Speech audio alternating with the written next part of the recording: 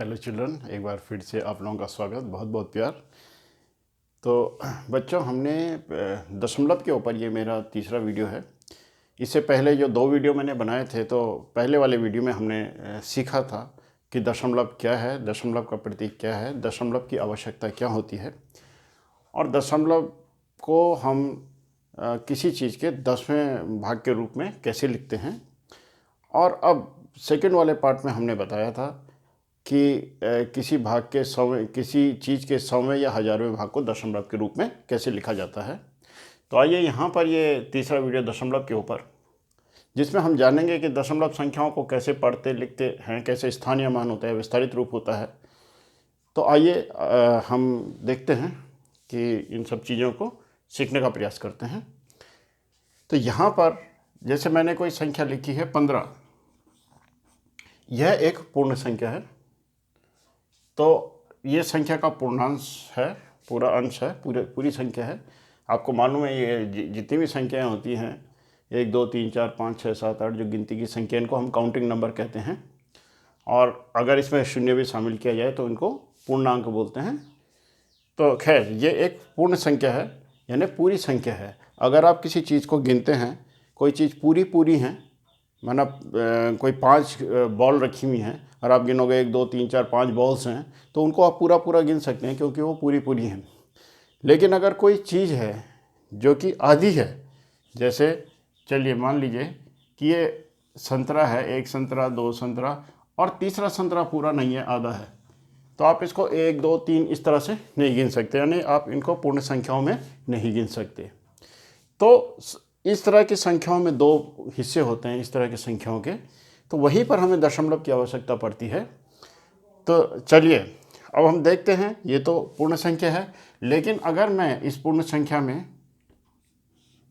इस तरह से लिख दूं, आपको मालूम है मैंने पहले वीडियो में बताया था, इसको हम दशमलव कहते हैं और ये 0.7 है।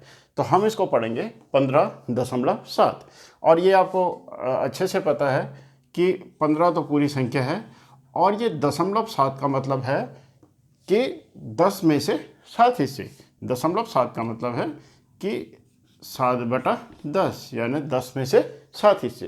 तो इस तरह से ये जो संख्या है, इसका पूरा मान क्या होगा, ये तो 15 है और ये 10 में से 7 हिस्से, इसको हम लिखेंगे 15.7।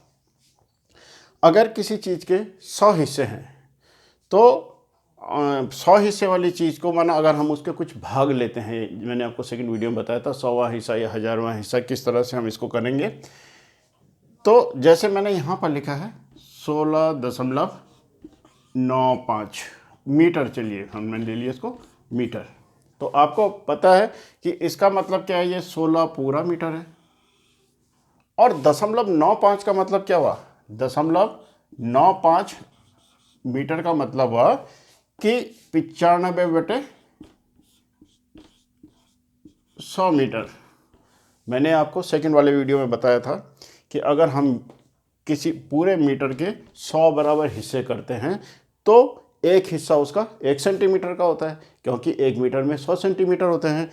तो यहाँ पर हमने 95 हिस्से लिए हैं, तो 95/100 मीटर का मतलब होता है कि 95 सेंटीमीटर। तो एक्चुअली ये जो है 16 मीटर और 95 सेंटीमीटर है, जिसको हमने ऐसे लिखा है। तो हम इसको पढ़ेंगे कैसे, इसको पढ़ेंगे हम 16.95 मीटर। एक चीज़ आप गौर कीजिए बच्चों, कि जब मैं दशमलव के बाद की संख्याएं पढ़ रहा हूं तो उसके अंकों को अलग अलग पढ़ रहा हूं। दशमलव की संख्याओं को ऐसे ही पढ़ा जाता है। दशमलव जो जैसे माना है 227, ये है, ये संख्या लिखी है, तो आप इसको ऐसे पढ़ेंगे 227.359। इसको ऐसे नहीं पढ़ेंगे 227.359, या आप ऐसे नहीं पढ़ेंगे इकाई दहाई सैकड़ा, या यहाँ से शुरू नहीं करेंगे, क्योंकि पूर्ण संख्या ये है, पूरी संख्या ये है।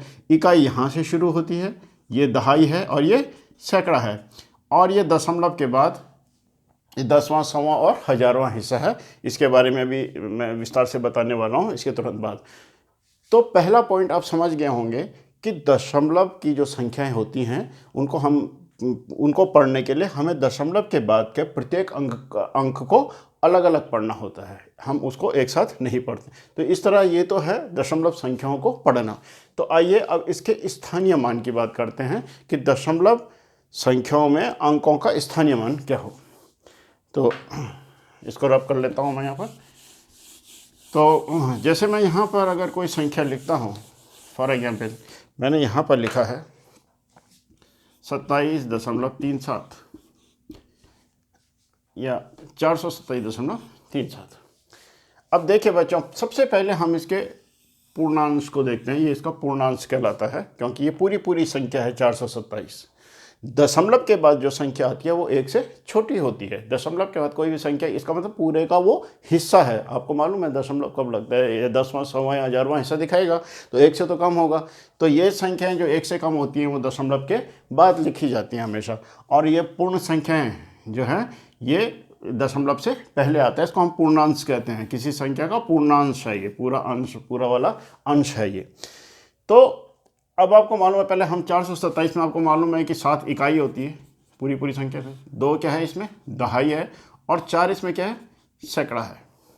यानी ये इकाई है, इकाई का मतलब 1, और ये दहाई है, 2 दहाई मतलब दो दहाई। तो ये दहाई का मतलब क्या होता है, 10। तो 2 दहाई है तो ये इसका स्थानीय मान 20 होगा, आपको पता है।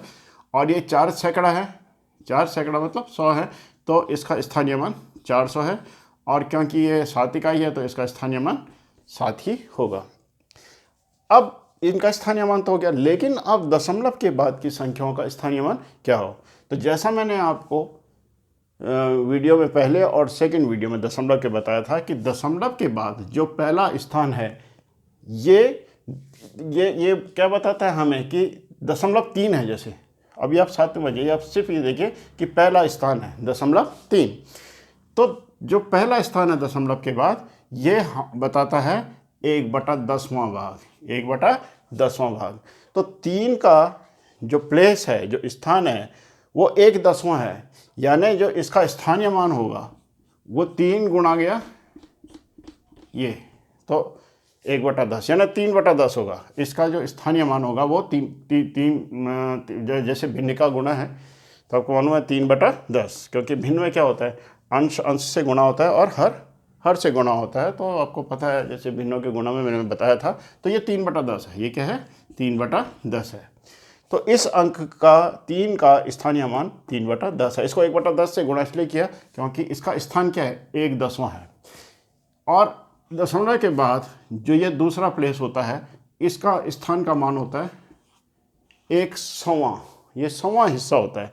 तो यानी ये जो 7 है, 7 का स्थानीय मान 7 गुणा गया 1/100, यानी ये होगा 7/100। 7 का स्थानीय मान 7/100 होगा। इसी तरीके से अगर मैं दशमलव के बाद कोई तीसरा स्थान होता है, माना यहाँ पे 0.3, 7 के बाद 9 भी है, तो इसका जो स्थान होगा वो 1/1000वां होगा। और 9 का जो स्थानीय मान होगा वो होगा 9 गुणा गया 1/1000, यानी ये होगा 9/1000। तो आई होप ये थोड़ा क्लियर हो रहा होगा आपको। चलिए एक और एग्जाम्पल ले लेते हैं। माना मैंने लिखा है यहाँ पे 17.95, ठीक है।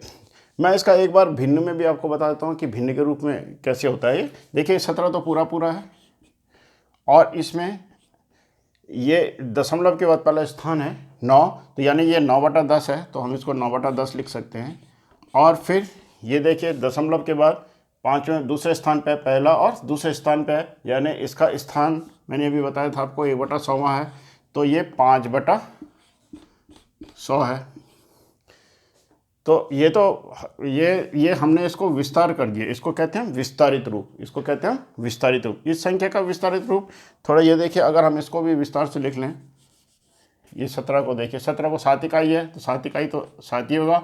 और ये 1 दहाई है, ये पहले पूर्णांश देखिए, 7 इकाई है और 1 दहाई है। 1 दहाई का मतलब क्या होता है, 10। तो ये हो गया 10, इसका स्थानीय मान, 1 का स्थानीय मान 10, 7 का स्थानीय मान 7 क्योंकि 7 इकाई है।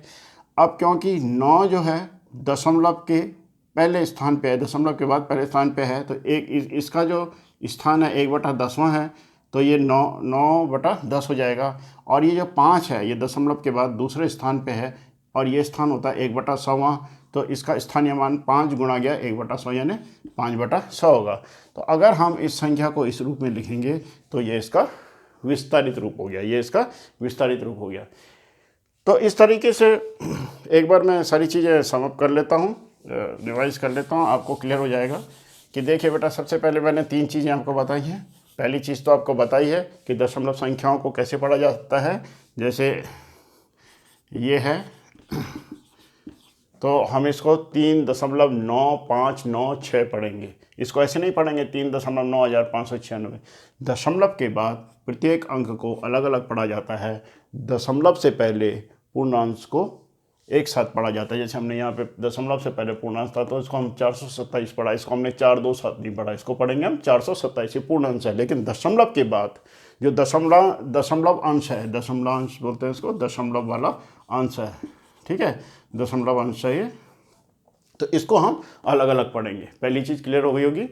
सेकंड चीज़ मैंने आपको बताया कि जो स्थान है, तो ये तो जैसे जो पूर्णांश है दशमलव से पहले की जो संख्या है उसमें वहाँ से इकाई, दहाई, सैकड़ा, हजार जैसे पूर्ण संख्या होती है। जैसे 427 है तो आपको मालूम है कि इसका ये इकाई है 7 इकाई है, इसका स्थानीय मान 7 होगा, ये 2 दहाई, इकाई, दहाई, सैकड़ा। लेकिन दशमलव के बाद जो स्थान होता है ये 1/10, दशमलव के बाद पहला स्थान 1/10, दूसरा वाला स्थान 1/100, तीसरे वाला स्थान की वैल्यू 1/1000 और इसी तरह से 1/10,000। इस तरह से इसके स्थान होता है, तो स्थान की वैल्यू होती है। अब जैसे 9 है तो 9 1/10वां हिस्सा है तो हम इसको बोलेंगे 9/10। इसके स्थान का वैल्यू 1/10 है तो इसका स्थानीय मान 9/10 हो जाएगा।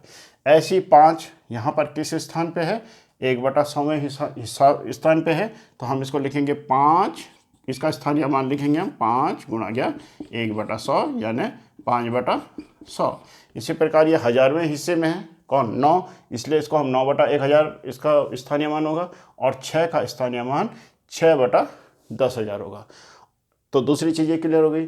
तीसरी चीज़ मैंने कहा था विस्तारित रूप। तो विस्तारित रूप आपको मालूम है कि अगर हम हर एक अंक का स्थानीय मान लिखें और उसके बीच में हम धन का निशान लगा देते हैं तो वह विस्तारित रूप हो जाएगा। जैसे मैंने भी आपको एग्जाम्पल दिया, एक और दे देता हूँ मैं।